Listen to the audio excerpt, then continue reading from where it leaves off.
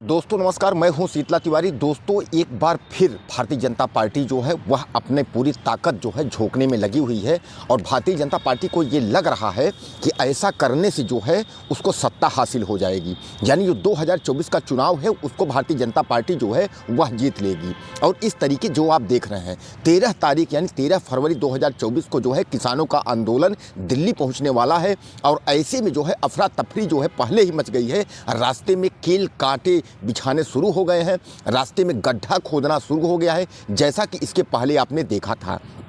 यानी अब यह समझ लीजिए कि भारतीय जनता पार्टी को ये लगता है कि ऐसा कुछ करके और 2024 में जो है वो सरकार बना लेगी। हालांकि राम मंदिर का जो मुद्दा था, राम मंदिर के मुद्दे पर मंदिर जो है पूर्ण रूपेण से कंप्लीट नहीं हुआ था, यानी मंदिर सही से बना नहीं था। लेकिन 22 जनवरी 2024 को जो है जबरन राम मंदिर के उद्घाटन और रामलला का प्राण प्रतिष्ठा जो है वह कर दिया गया। काशी के एक पंडित से कहा गया कि आप जो है कैसे भी करके हमको जो है मुहूर्त निकाल दो, यह मुहूर्त हमको जनवरी में ही चाहिए। यानी जनवरी का जो मुहूर्त हो और जनवरी में 20 तारीख यानी 25 तारीख 30 तारीख के पहले जनवरी 2024 जैसे लगता है वैसे भारतीय जनता पार्टी के जो आला कमान है, चाहे अमित शाह हो चाहे नरेंद्र मोदी हो, इनके दिमाग में ये था कि जैसे 2024 लगेगा वैसे हम राम मंदिर का जो है डंका बजा देंगे और एक बार फिर धर्म के नाम पर जो है वोट हमको मिल जाएगी। और इसी वजह से जो है राम मंदिर को जो है जबरन उद्घाटन करवा दिया गया, जबकि तमाम साधु सन्यासी और शंकराचार्य जो चारों हैं सब नाराज थे। उनकी नाराज़गी यही थी कि रामलला का पूर्ण रूपेण से जब तक मंदिर कंप्लीट नहीं हुआ है, बन नहीं जा रहा है, तब तक जो है रामलला का प्राण प्रतिष्ठा या मंदिर का उद्घाटन नहीं होना चाहिए। लेकिन ऐसे में आप तो जानते हैं समर्थ के नहीं गोसाई, यानी जो सामर्थ्यवान व्यक्ति है उसका कोई दोष नहीं है। तो ऐसे में जबरन भारतीय जनता पार्टी ये चाहती है कि हम राम मंदिर का जो है बहाने या ना तो रोजगार को लेकर के, ना भ्रष्टाचार को लेकर के, ना महंगाई को लिए, यह सब जो है दिमाग में बिल्कुल नहीं है। केवल धर्म के नाम पर जो है वोट लेना है। अभी आपने देखा था कि छात्रों का प्रदर्शन पटना में जो है छात्रों को पुलिस ने दौड़ा दौड़ा के पीटा और उनका मांग यही थी कि जो भर्ती आप बता रहे हैं कि 17,000 हमारे पद खाली हैं, तो 17,000 जब खाली हैं तो उसमें आप 5 से 6,000 भर्ती क्यों कर रहे हैं? यानी 17,000 में कम से कम 10-15,000 जो है भर्ती करिए। यही मांग लेकर के जो है छात्र मैदान में उतरे थे और वो सड़कों पर प्रदर्शन कर रहे थे। लेकिन जो पुलिस थी वह दौड़ा दौड़ा करके जो है छात्रों की पिटाई की। ये तो हो गई रोजगार की बात। अब उसके बाद आपने देखा था ईवीएम मशीन को लेकर के वकील भी एक तरफ सड़कों पर उतरे हुए हैं। उनका यह कहना है कि ईवीएम मशीन जो है वो बंद होनी चाहिए, यानी ईवीएम मशीन से चुनाव नहीं होना चाहिए, बैलेट पेपर से चुनाव हो। ऐसा लगता है कि विपक्ष को और तमाम वकीलों को कि ईवीएम मशीन से जो है कहीं ना कहीं जो है वो गड़बड़ी हो रही है। और सबसे बड़ा सवाल यही उठता है कि अगर ईवीएम मशीन को लेकर के अगर गड़बड़ी हो रही है तो क्या ईवीएम मशीन अगर बैन कर दिया जाता है और ईवीएम मशीन के बदले अगर बैलेट पेपर से चुनाव होता है तो क्या ऐसे में भारतीय जनता पार्टी एक बार चुनाव जीतने में वो सक्षम हो जाएगी? यानी 2024 का जो चुनाव है ऐसे में भारतीय जनता पार्टी का उल्लू सीधा हो पाएगा या नहीं हो पाएगा, इसका भी बहुत बड़ा सवाल खड़ा होता है। अब उसके बाद अब आप आ जाइए किसानों पर। हालांकि किसानों को सरकार जो है, नरेंद्र मोदी की सरकार 6,000 महीने जो है 6,000 रुपये जो है किसानों को मिलता है। अब उस 6,000 में किसान क्या कर लेगा? महंगाई एक तरफ है, खाद बीज की अगर बात करें और तमाम खेती करने के जो भी किसान के लड़के हैं या किसान संबंधित जो भी काम करते हैं उनको यह बात अच्छे से पता है कि किसानी में कितने पैसे लगते हैं और 6,000 में जो है कुछ होने वाला नहीं है। कर्ज माफ़ी को लेकर के अगर बात करो तो भारतीय जनता पार्टी की सरकार जो है वह चुप्पी साध लेती है। कोई भी नेता कर्ज माफ़ी को लेकर के और बोलने को तैयार नहीं है कि आखिर कर्ज माफ़ी को लेकर के क्या होना चाहिए, कुछ होगा कि नहीं होगा। ऐसे में जो किसान 13 फरवरी को जो आंदोलन करने वाले हैं, जो दिल्ली पहुंच करके और सरकार को घेरने के चक्कर में है और सरकार अपना ताना बाना बुन करके उनको रोकने का प्रयास कर रही है। यानी जैसा आपने पिछले बार देखा था कि जिसमें जो है 500 से 700 किसानों की मौतें हो जाती हैं और किसान जो काला कानून को लेकर के विरोध कर रहे थे, सरकार पीछे हटने को तैयार नहीं थी। बहुत किसानों को उसमें जो है अपनी जान गंवानी पड़ी। ठंड में, बारिश में तमाम जो है किसान जो है परेशान थे और वो धरना जो है चारों तरफ, दिल्ली के चारों तरफ हर बॉर्डर पे जो है वह अडल रहे, यानी बैठे रहे। वो जो है जाने का नाम नहीं ले रहे थे। उन्होंने कहा जब तक कानून वापस नहीं होगा हम अपनी जान दे देंगे, लेकिन हम जो है दिल्ली जाकर ही रहेंगे और हम जंतर मंतर समेत, लाल किला समेत हम घेर कर ही रहेंगे। आपने देखा था तमाम किसानों का प्रदर्शन हालांकि लाल किला तक भी पहुंच गया था और उसको रोकने के लिए भारतीय जनता पार्टी की जो सत्ताधीन जो सरकार है पूरी कोशिश की थी। और वही किसानों के ऊपर जो है पानी और फेंका जा रहा था, आंसू गैस के गोले छोड़े जा रहे थे, किसानों के ऊपर लाठियां चलाई जा रही थी, गड्ढे खोद दिए गए थे, कांटा बिछा दिया गया था, किल गाड़ दी गए थे ताकि उनके ट्रैक्टर्स जो हैं, किसान चूँकि ट्रैक्टर किसान का एक मेन साधन होता है और ट्रैक्टर से ही वो जो है कूच करके जो है दिल्ली पहुंचना चाहते हैं, तो ताकि ट्रैक्टर जो है दिल्ली ना पहुंच पाए, इसके लिए सरकार जो है पूरा प्रयास जो है जारी है। अब आपको मैं बता दूं कि 25 से 26 संगठन जो किसानों के हैं वह चारों तरफ दिल्ली अंबाला होते हुए वह उस रास्ते में हरियाणा के बॉर्डर होते हुए यानी वह दिल्ली पहुंचना चाहते हैं। ऐसे में इन 26 संगठनों को रोकने के लिए सरकार ने जो है हाई अलर्ट जारी कर दी है। तमाम रोकने का प्रयास किया जा रहा है। जहां इंटरनेट की सेवाएं बंद कर दी गई हैं वहीं जो है ताकि एक दूसरे को जो है सूचना न मिल पाए और वीडियो से जो कोई खबरें हैं सोशल मीडिया के लोगों को एक दूसरे तक पहुँचने की, यह खबरें न पहुँचे। और गोदी मीडिया की बात करें तो गोदी मीडिया गोद में बैठ करके और भारतीय जनता पार्टी की जो है मलाई खा रही है। गोदी मीडिया को तो जितना भी अगर आप कह दें, मतलब जितना भी आप तमाम पब्लिक जो है और जनता जो है वो जो गाली गुप्ता करती रहती है, गोदी मीडिया के खिलाफ जो है उटपटांग बकती रहती है, तो गोदी मीडिया की तो कहानी यही है कि उसको जितना भी आप कह दो उतना भी कम है। क्योंकि ऐसे जो गोद में बैठ करके पत्रकारिता करने के जो चापलूसी करने वाले जो लोग हैं, जो मलाई चाटने वाले लोग हैं, सत्ता पे जो है उनके गोद में बैठ करके जो मलाई खा रहे हैं,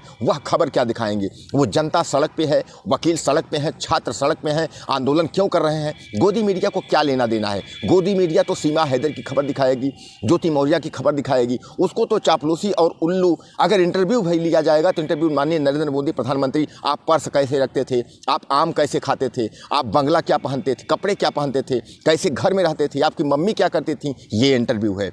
शर्म मरो ऐसे मीडिया के पत्रकारों, ऐसे गोद में बैठ करके चाटुकारों, शर्म मरो। अरे सवाल पूछो तो सवाल अगर दम हो किसी पत्रकार में तो नरेंद्र मोदी या अमित शाह से सवाल पूछो सत्ता को लेकर के, सवाल पूछो महंगाई को लेकर के, सवाल पूछो छात्रों को लेकर के, बेरोजगारी को लेकर के। अगर इस पर आप सवाल पूछोगे तो जनता भी आपको देखेगी कि हाँ आप मेरी आवाज़ उठा रहे हो। इसीलिए ज़्यादातर जो है पत्रकार, जितने बड़े पत्रकार हैं जो अपने ईमानदारी को अपने ताक पे नहीं रखना चाहते हैं, ईमानदारी से काम करना चाहते हैं, उन्होंने नेशनल चैनल को छोड़ करके सोशल मीडिया, यूट्यूब और पोर्टल का सहारा लिया ताकि अपनी बात अपने लोगों तक, अपने भाइयों तक, अपने छात्रों, किसानों और नौजवानों तक जो है वो पहुंचा सकें और उनकी खबरें वहां तक जो है वो दिखा सकें।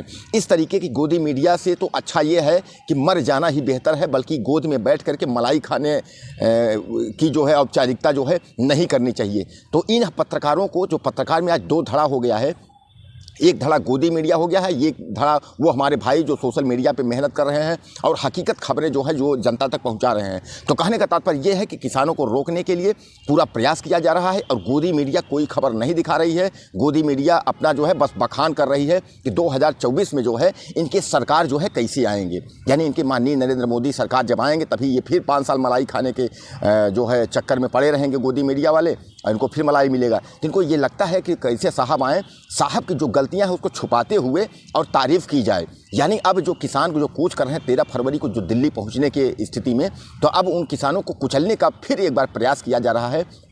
लेकिन मैं आपको बता दूं किसान जो है पीछे हटने को तैयार नहीं है। किसान अपनी जान गंवा देने को तैयार हैं, लेकिन वह जो है सरकार के किसी भी मनसे को जो है उसको क्लियर नहीं होने देंगे। जो सरकार की मनसा है कि हम इनको कुचल देंगे और हम इनको जो है इस तरीके के कर देंगे, तो कहने का तात्पर्य यह है कि किसान जो है पीछे हटने वाले नहीं हैं। दोस्तों मैं आपको बता दूं कि 2024 का चुनाव है, जहां एक तरफ जो है राहुल गांधी जो है कोहराम मचाए हुए हैं, वहीं अभी आपने देखा कि बिहार में तख्ता पलट होने वाला था। बिहार में अचानक जो है आरजेडी के कई विधायक गायब हो गए, कांग्रेस ने अपने विधायक ले जाकर के जो है हैदराबाद में शिफ्ट कर दिया था। वहीं जो है बीजेपी के भी कई विधायक जो है वो गायब हो गए।